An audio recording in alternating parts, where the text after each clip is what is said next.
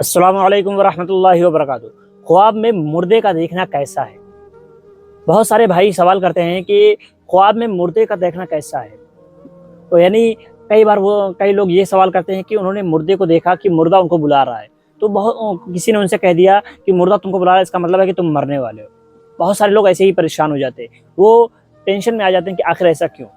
لیکن مردے کو دیکھنے کی آج ہم آپ کو بتائیں گے کہ مردے کو خواب میں دیکھنے کی کیا تعبیر ہوتی ہے، کیا کنڈیشن رہتی ہے، یعنی کس طرح سے یہ اس چیز پر ڈیپینڈ کرتا ہے کہ آپ نے مردے کو کس صورت میں دیکھا ہے۔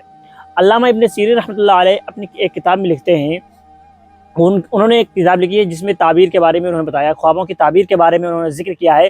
اس میں وہ بتاتے ہیں کہ اگر آپ نے مردے کو اس حالت میں دیکھا ہے کہ مردہ اس کے بال بکھرے ہوئے ہیں، وہ پریشانی کی حالت میں ہے، یا وہ رو رہا ہے یا چلا رہا ہے، یا اس کو برے حالت میں آپ دیکھتے ہیں، تو اس کا مطلب یہ ہے کہ وہ مشکل میں ہے، وہ پریشانی میں ہے، وہ آپ تک اپنا میسج پہنچا رہا ہے، وہ آپ سے ایصال ثواب کا مطالبہ کر رہا ہے کہ آپ اس کے لیے ایصال ثواب کریں، اس کے لیے زیادہ سے زیادہ ایصال ثواب کریں، تاکہ اس سے اس کو فائدہ ہو سکے، اس کی قبر میں اس سے روشنی ہو سکے، اس کے عذاب میں، اس پر جو سزا ہو رہی ہے اس میں کمی ہو سکے۔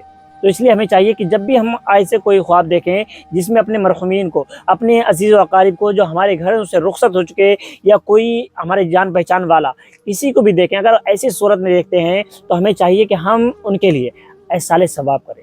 اب آتی ہے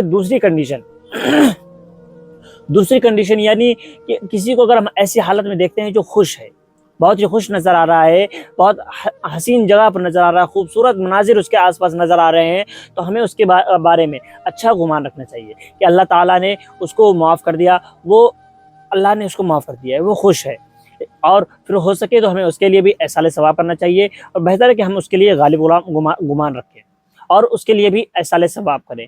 اور رہی اب تیسری چیز کی بات، یعنی بہت سارے لوگ یہ سپنا دیکھتے ہیں، خواب دیکھتے ہیں کہ مردہ ان کو بلا رہا ہے، تو وہ سمجھتے ہیں کہ اب ان کی موت ہونے والی ہے۔ ایسا نہیں بھائی، موت آنی برحق ہے، موت ہر کسی کو آئے گی۔ اللہ تعالیٰ قرآن مجید میں ارشاد فرماتا ہے، کل نفس ذائقۃ الموت، ہر جاندار کو موت کا مزہ چکھنا ہے۔ تو بھائی موت ایک ایسی حقیقت ہے جس کو جھٹلایا نہیں جا سکتا ہے، موت کو کوئی جھٹلا نہیں سکتا ہے، موت تو آنی ہی ہے ہر حال میں۔ لیکن آپ سوچیں کہ اس مردے نے آپ کو بلایا ہے، اس وجہ سے آپ کو موت آئے گی، تو یہ چیز ایسا نہیں ہو سکتا ہے۔ بھائی آپ خود جانیے، آپ خود بتائیے کہ نفع نقصان کا مالک صرف اللہ ہے، زندگی اور موت دینے والا صرف اللہ ہے، تو اس مردے کے بلانے سے آپ کو موت کیسے آ سکتی ہے؟ مردہ جب اپنی موت کو وہ نہیں روک پایا تو وہ آپ کو کیسے موت دے سکتا ہے؟ اس کے بلانے سے آپ کو موت نہیں آئے گی۔ وہ اگر بلا بھی رہا ہے تو آپ اس چیز کو اگنور کریں، آپ اپنی زندگی میں آگے بڑھیں، آپ نیکیاں کریں۔ اگر مان لیجیے آپ کا وقت آ بھی گیا ہے تو بہتر ہے کہ آپ اس سے پہلے آپ اپنی آخرت کی تیاریاں کریں، اپنی قبر کی تیاریاں کریں، تاکہ قبر میں پہنچنے کے بعد میں آپ کو شرمندگی نہ ہو، گھبراہٹ نہ ہو۔ اس لیے ہمیں چاہیے کہ ہم مرنے سے پہلے اپنی آخرت کی تیاریاں کر لیں۔ دوستو